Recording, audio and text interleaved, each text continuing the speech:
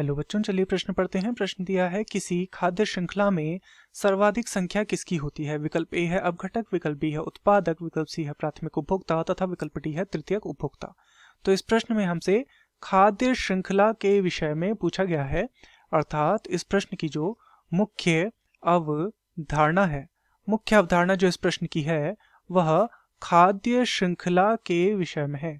खाद्य श्रृंखला, तो चलिए जानते हैं खाद्य श्रृंखला को कि खाद्य श्रृंखला, सबसे पहले हम ये समझते हैं कि खाद्य श्रृंखला क्या होती है। तो पारिस्थितिक तंत्र में देखा जाता है कि जो जीव होते हैं वो भोजन के लिए परस्पर निर्भर होते हैं। भोजन हेतु क्या होते हैं, उनमें परस्पर निर्भरता देखने को मिलती है। एक दूसरे पर वो क्या रहते हैं, भोजन के लिए निर्भर रहते हैं, या फिर ऊर्जा के लिए एक दूसरे पर वो निर्भर रहते हैं। तथा इस प्रकार से भोजन के लिए एक दूसरे पर निर्भर रहने के कारण भोजन करने वालों की, या जो ये पोषण होता है, पोषण लेने वालों की क्या होती है, एक क्रमबद्ध संरचना बनती है या क्रमबद्ध श्रृंखला बनती है।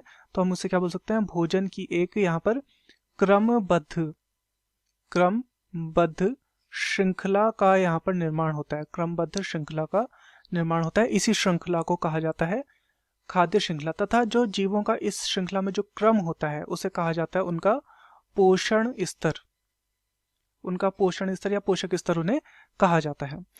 यदि हम इसके उदाहरण के माध्यम से समझे तो इसमें सबसे पहले आते हैं उत्पादक, अर्थात जो कि भोजन का निर्माण करते हैं, या फिर जिनमें हम बोल सकते हैं कि इनमें प्रकाश संश्लेषण देखने को मिलता है। हरे पेड़ पौधे इत्यादि जो होते हैं ये इसके अंतर्गत आते हैं।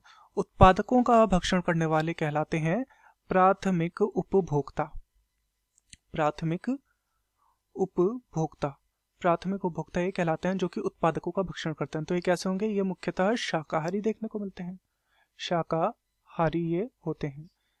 तथा प्राथमिक उपभोक्ताओं का जो भक्षण करते हैं वो कहलाते हैं द्वितीयक उपभोक्ता। द्वितीयक उपभोक्ता ये कहलाते हैं जो कि प्राथमिक उपभोक्ताओं का भक्षण करते हैं, द्वितीयक उपभोक्ता।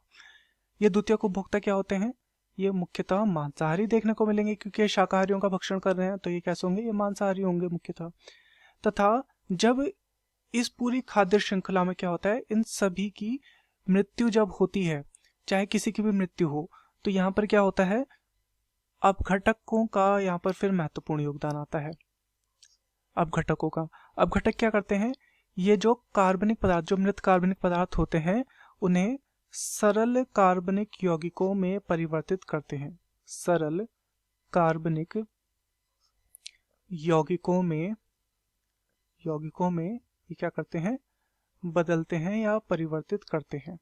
तो इस प्रकार से जो सर्वाधिक संख्या देखने को मिलती है वो हमें अपघटकों की देखने को मिलती है।